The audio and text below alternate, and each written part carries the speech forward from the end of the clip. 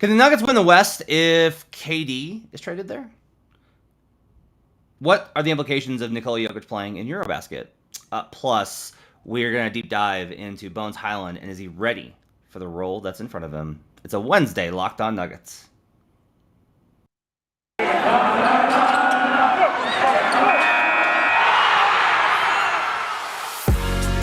You are Locked On Nuggets, your daily Denver Nuggets podcast. Part of the Locked On Podcast Network, your team every day. Welcome to Locked On Nuggets, your daily Denver Nuggets podcast, part of the Locked On Network, your team every day. Thanks for making us your first listen every day. We're free and available on all platforms, including YouTube, which is the best way for you to support the show. Thanks for joining us early. It is 8:30 a.m. Mountain Time. We should put out a tweet letting people know. We're going to have a bunch of the regulars that are going to be mad because we usually do this at 10, and they're going to be like, what? And so I apologize. Okay. I apologize for that. Found that we had to switch up our recording late last night due to a conflict. So we're here early with you. Thanks for joining us, everybody. On today's show, as I mentioned in the intro, we will talk about Bones Hyland. We will talk about can the Nuggets win the Western Conference if KD gets traded there, regardless of kind of where he gets traded to. And we're going to talk about Eurobasket and the implications for Nikola Jokic's NBA season through the prism of Eurobasket. All that and more on today's show. My name's Matt Moore. I'm the senior NBA writer for the Action Network, joined by my colleague and friend Adam Mares. You can find him on Twitter at Adam_Mares. Adam, how you doing on a Wednesday? It's early, Matt, but I'm good. I thought you were just going to end it. It's early. That is my response for everything. So, let's go ahead and get started. So we did the Optimism Monday. We talked about the best case scenario, and we kind of skipped over Bones. I felt like a little bit. I talked about how I thought that he could be in contention for sixth man, and you were like, "Ooh, I don't know about that." And I think there's a lot of conversations. I think it's interesting in that I have kind of settled into a level of confidence and comfort with Bones Hyland, and as the season has progressed, and we're kind of diving into what are going to be the fulcrums of the Nuggets season. What are the things that are going to decide how it goes out? I've gathered, and you can correct me if I'm wrong, but I have gathered that you have a little bit of anxiety about the amount of pressure that's on Bones Hyland this season. I don't know that it's anxiety because I kind of believe in him. I think he's going to be good and step up to the plate. I'm just trying to, when you look at all the pivot points, where are the pressure points? Bones has a higher pressure point on him than most people. And weirdly, the pressure is always on Jokic. He's the most important player. There's a lot on Jamal Murray because they need him to be the second guy. Bones is almost like the third guy to me where the pressure's on. Michael Porter, Aaron Gordon, they need to be there at the end or what have you. But Bones needs to be there all year, and he needs to be very good in an elevated role. My whole thing is, I don't know if people quite realize how much is going to be on his shoulders this year.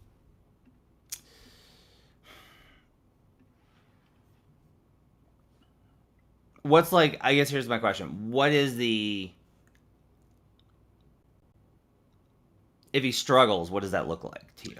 Well, here's the real question is, can the bench be successful without him being good? If he has if he takes a step back, or if it's just more challenging, more the defensive scheme is more focused on him or this or whatever. So if he does not take a step forward this year as a player, can that bench unit be good? Let's define good first. I think that's a good starting. Can it be a net neutral? No. So can it be a net slight negative where you lose some games throughout the season because of the bench, but it's not the worst parts of last year? Yes, I think that's without him. You think without him being good? Yeah, I think that's possible. I just think everything went wrong for the bench last year. I think the bench had the season from hell. Nothing went right. JaMychal Green was missing bunnies, right? Facu, the entire thing fell apart to a degree that honestly is unfair to the caliber of player that he is. Nobody could hit. It was bad fits, but I'm kind of worried about the fit this year if Bones doesn't score. Yeah, it's not great. I agree with you. A lot of this is built on my confidence in if need be, I feel very good about Ish Smith being on the roster. For me, what would it take though for the Nuggets to kind of elevate Ish Smith's role, not above Bones, but almost hey, go save him? What would it take? Because I feel like it would take a lot. I don't. I think it would be I could see situations where he plays next to Bones, so I think it could be like plausible, right? So like you roll out like your bench your bench rotation goes Bones, Bruce Brown, Ish Smith goes in before Jeff Green, maybe in this or with Jeff Green in those situations, right? And I think the other thing to keep in mind here is there's going to be ways if Bones is struggling to get him through those struggle points by just staggering, right? Like, yeah, maybe. Like now, look, Jamal's on the minutes restriction, so that makes it tough, right? So if we're looking at 25 minutes a game to start, an 8-minute stretch in the first quarter, a 7-minute stretch or a 5-minute stretch in the second quarter, that's 13, right? Yeah. Now you're already up against it for the second half. But as the season goes along, I think there's a possibility. What does Bones struggling look like to you? What do you imagine there when you talk about Bones struggling? Just the possibility of it. The defense is a little more focused on him, so he's not getting that. I mean, similar. It's funny. It's similar to what happened with Facu last year. I think with Facu, the pieces didn't match up, and it really highlighted his weaknesses.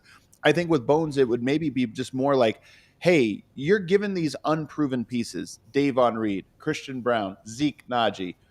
Make something of it. Like, make them work. Get them in their comfort spots. And that's just a lot of pressure. So if it's just not getting those, it could be that those guys are struggling, and now Bones is tasked with saving them. Again, that's just a lot. So it would be failing to do that. That second unit doesn't look coherent, and he's at the helm of it. I think it's a lot easier, though, for you to get by, because this is one of the things is in an easy way to get a bench unit to be passable is just the guard attacks. The guard just true. And he's really good at that. you just spam pick and roll, right? Yeah. And I think obviously we have concerns about what the options are for the screeners, whether it's Zeke Naji, who's not necessarily, I don't think, built to do a lot of screening, or DeAndre Jordan, who at this point in his career, he's built to set screens, Zeke Naji? I think he's still slight. And I think that it's easy. I think it's easy to get around him. That's my perception. Maybe I'm wrong on that. I could do a deep dive on Zeke's screening. I don't know that he's like DeMarcus Cousins, but I never thought of him as like a weak screener.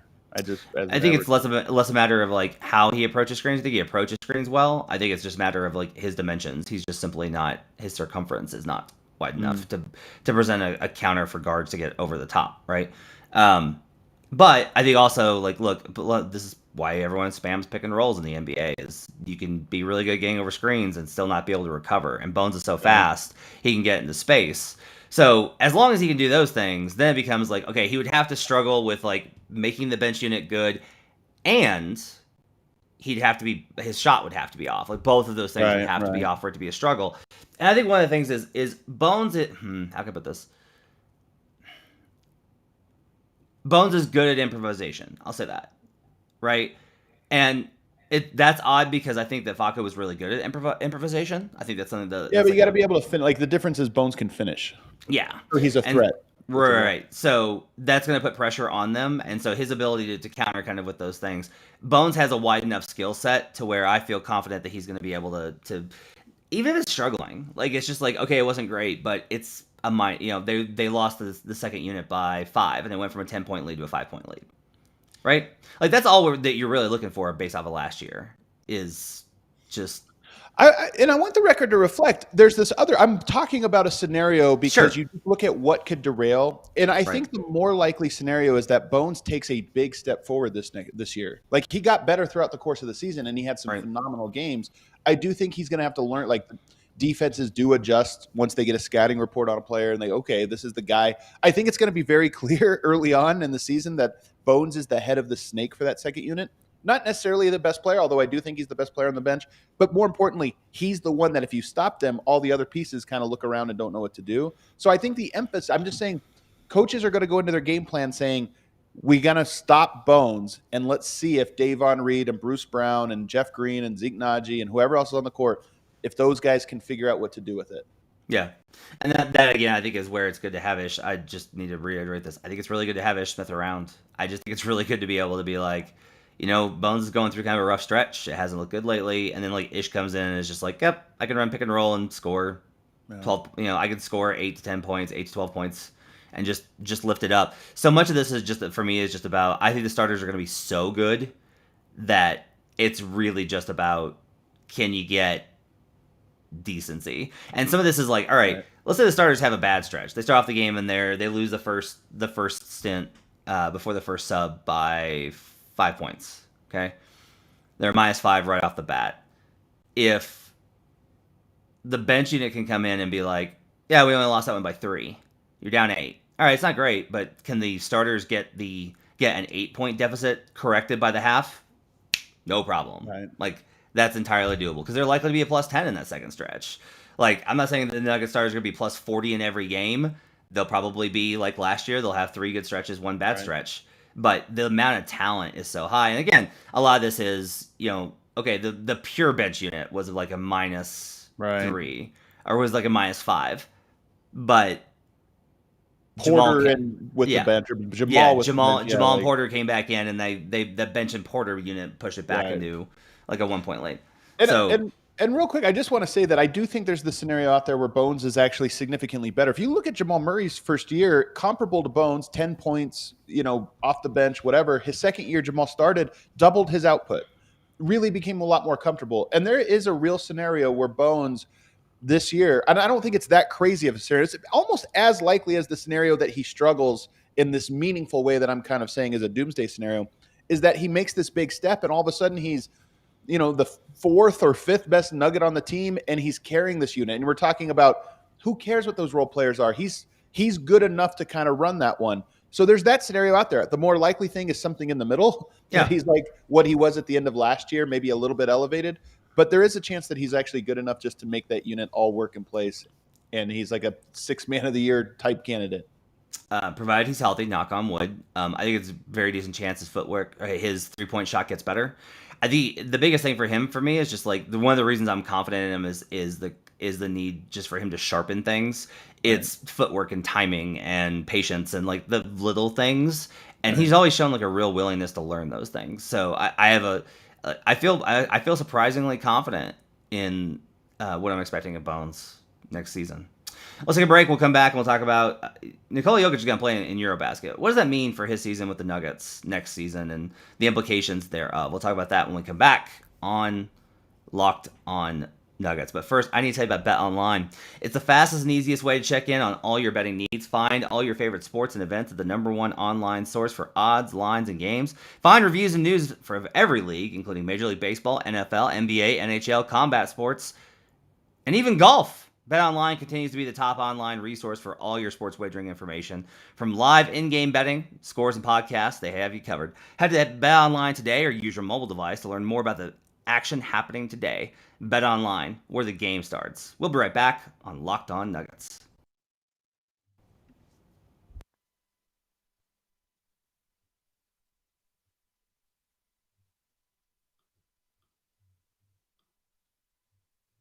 Back here on Locked On Nuggets. Thanks for joining us and making us part of your day. Really appreciate you guys tuning in on a Wednesday early. If you're listening to this and you're like, what? Do you guys always record at 10 a.m.? We had to do an early show today. So if we missed you, we apologize. But the chat's still bumping as always. So glad to have you guys with us today. So Nikola Jokic is going to play in Eurobasket. Starting September 1st and September 8th. Hold on, though. I actually have to 18th. Update you here because I mean, we all are learning how all this stuff works. They've got actually games well before that. So I think the first one would be on the 17th, a friendly. Not sure if he's going to play, but those are like tune-up games. Yeah. I think the 17th was the first one, a couple of them. But then, because FIBA is the dumbest organization in all of sports, they have a World Cup, which is next year, World Cup qualifying games, 2 of them, 2 of 5 actually remaining for them. And I'm told they need to go 4-1 in these. So before the Eurobasket, which is a completely separate thing, happens, you have these super important qualifying events for the World Cup, one against Greece in Belgrade, the other one against Turkey in Turkey. Giannis is going to be playing on the Greek team.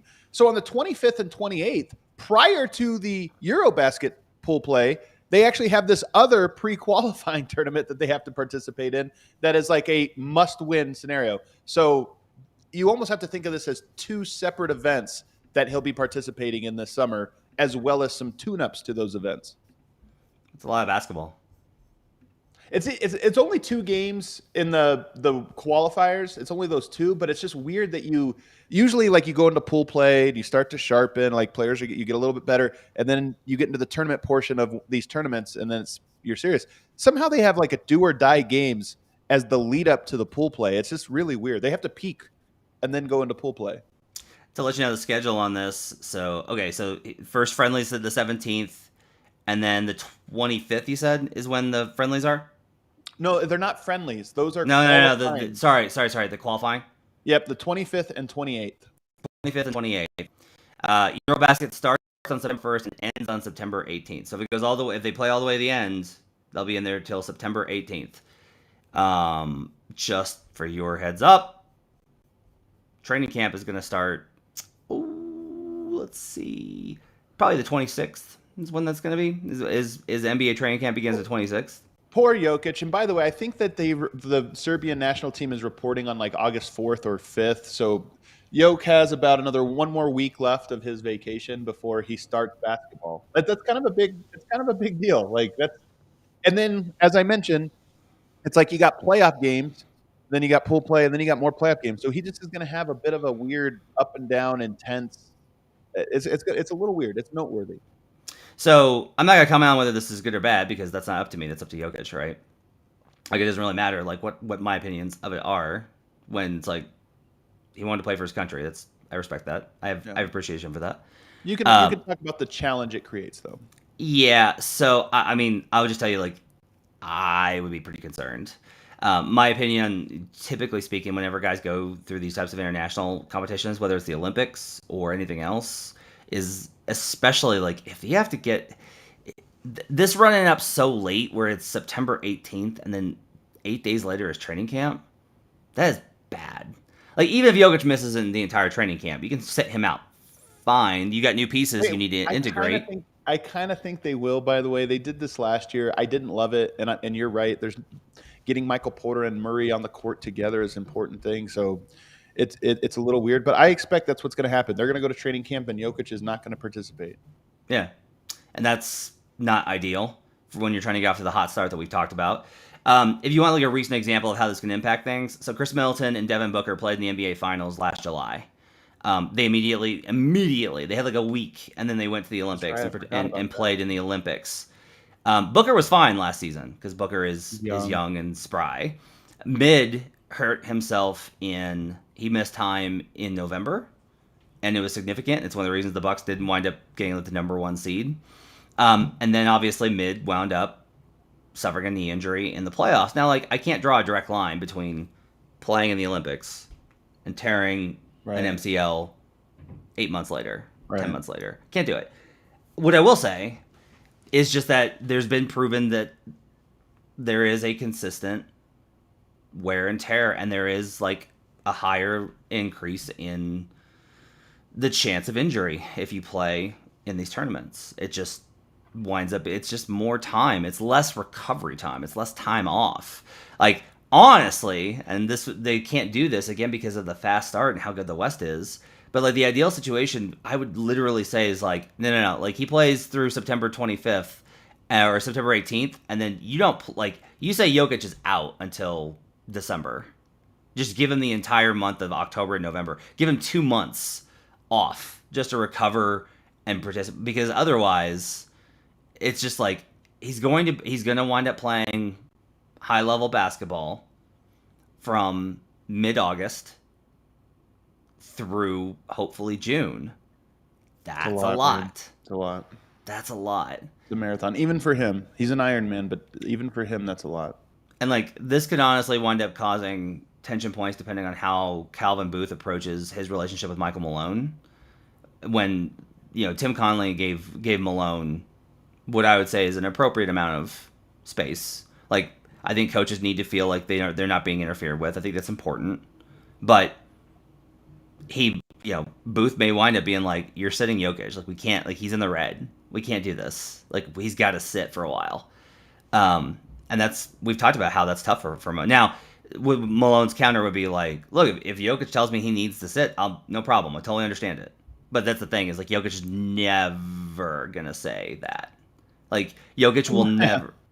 Yeah. I'm very curious how he approaches that this year, because to your point, this is an extra challenge for him. Mm-hmm. I mean, this was a longer offseason too. So in some ways, like even with this, he's getting more of a break than he has in previous years, but it does make the season portion longer than it has been in any of the previous years. So I don't know. To your point though, I think Jokic is going to play in the World Cup qualifiers. I think he's going to play in the World Cup, and then I think he's going to come back to the U.S. and probably not train or not participate in these types of things for a while, which, by the way, this is a year where you have to set a tone. Like, part of this is, you almost always hear this with teams that are championship teams. You come in and you set a tone.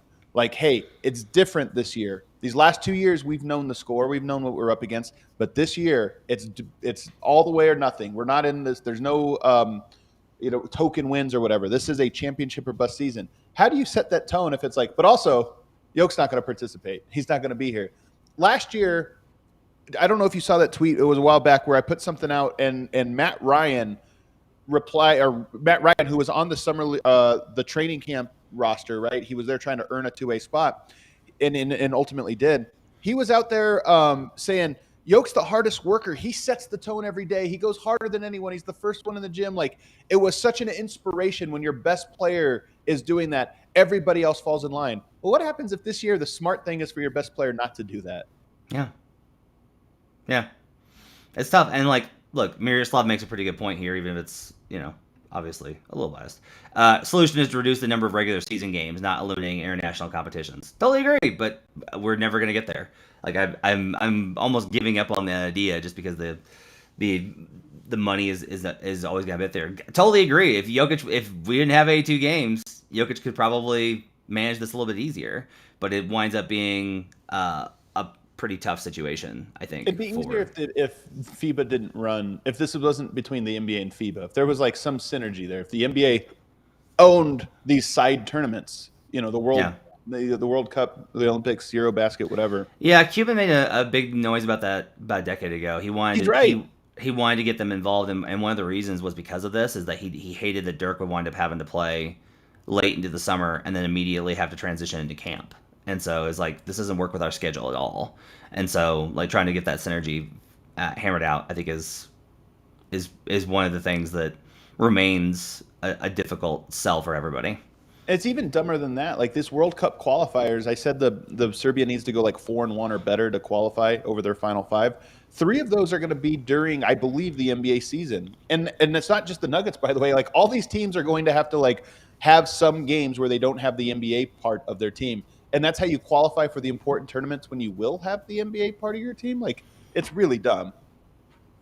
All right, let's take a break. We'll come back and we'll talk about what happens if KD goes to the Western Conference. We'll do that when we come back on Locked On Nuggets. But first, Adam, you want to tell us about effortless rehab?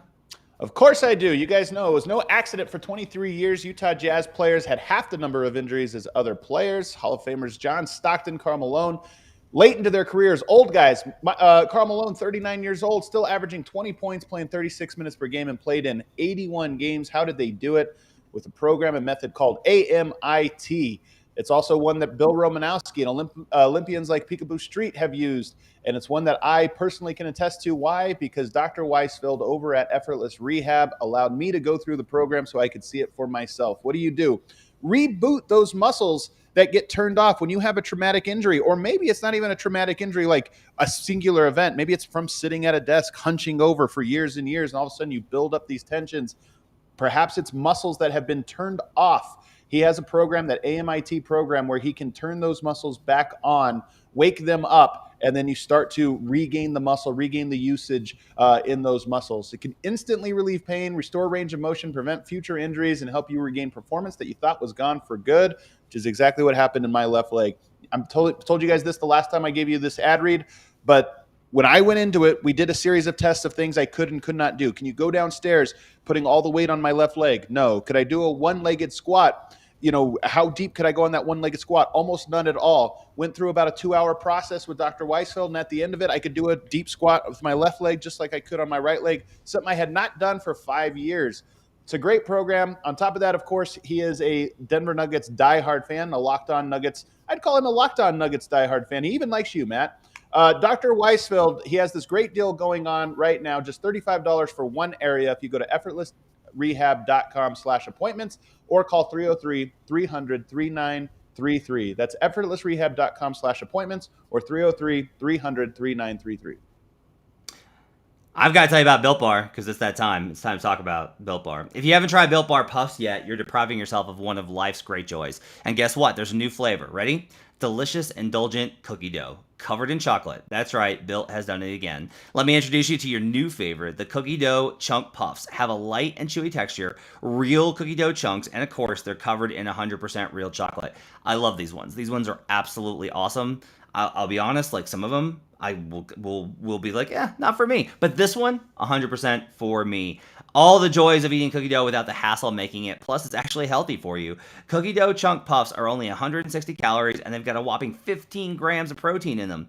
Run to Built.com and snag a box for you and the family. It'll be the perfect treat, or you can find a really good hiding place and just hoard them for yourself. What's great about Built is that all their bars are made with collagen protein, which your body absorbs more efficiently and provides tons of health benefits. Eat something that tastes good and is good for you. You're going to love the new cookie dough chunk puff. Whether you need a snack for your workout, a late night treat, or just need to grab a quick bite, Built is the perfect protein bar, and they taste better than a candy bar. Ditch the calories, fat, and sugar. Grab yourself a Built bar. Go to Built.com and use promo code LOCKED15 and get 15% off your order. That's promo code LOCKED15 for 15% off at Built.com. We'll be right back on Locked On Nuggets.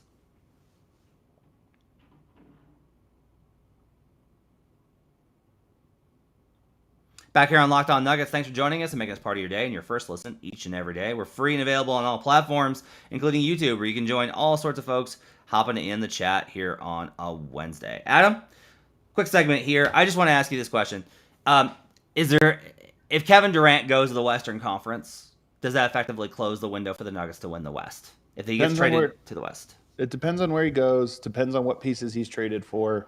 I think if he goes to the Warriors, it doesn't close the door. Like, I just have too much faith in the Nuggets, but it certainly reduces their odds an awful lot. If he goes to the Warriors, yes. If he goes to the Phoenix Suns, doesn't close the door, but it does make things more difficult. Most likely the trade package is going to include some pretty good players, so they kind of lose a little bit there. But nonetheless, it's Kevin Durant. If he goes anywhere else, I'm not so sure. Like, I don't know if there's another team that is in the mix for Kevin Durant that I look at and say they have the pieces to both trade for him and remain good. So if he went to New Orleans, say, you would not be like, there's no way that I would agree with you on this. There's no way the Nuggets can beat the Pelicans with Kevin Durant.